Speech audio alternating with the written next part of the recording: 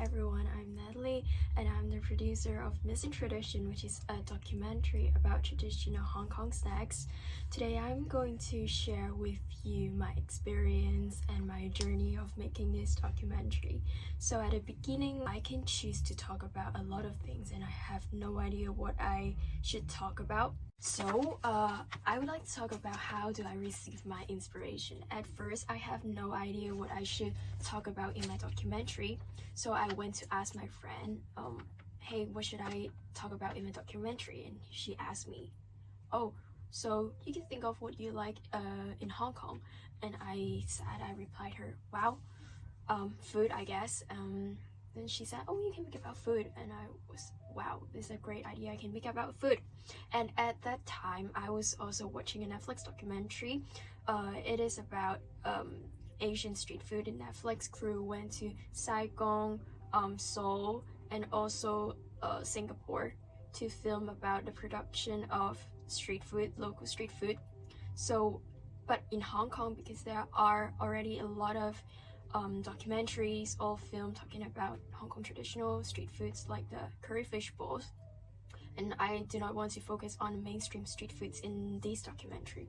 So I was thinking about, wow, well, what are the minor street food or snacks in Hong Kong? At that time, the dragon beard candy and the coconut wrap come to my mind, and I decided to make a documentary about these two snacks. At the beginning stage of making the documentary, I did some research about the dragon beard candy and the traditional candy and coconut wrap.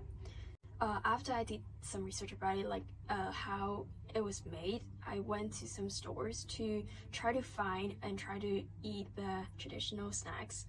But at the first time when I went to a small stores and traditional stores that sells both of them, it was closed. I was kind of frustrated because that's just the beginning of my documentary. I don't want the journey of my documentary to be difficult, so I was kind of frustrated. But luckily, the second time when I go out to find a dragon beard candy, I bought it and I tried to film some footage about it. So after I successfully find the dragon beard candy, I struggle a lot with finding a coconut wrap. I went to several small shops and they said they do not sell the traditional candy and coconut wrap. Before I went to the last shop, I actually do not have hoped to successfully find a coconut wrap. But once I walked into that street, I saw the shop and I saw the iron box.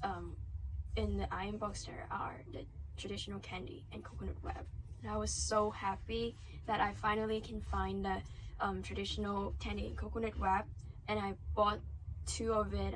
I bought one for myself and one for my dad, and I went home. I filmed some footage about the traditional candy and coconut wrap. I enjoyed it with my dad. We were so happy because we haven't had the coconut wrap for a long time. And so let's move to the editing part.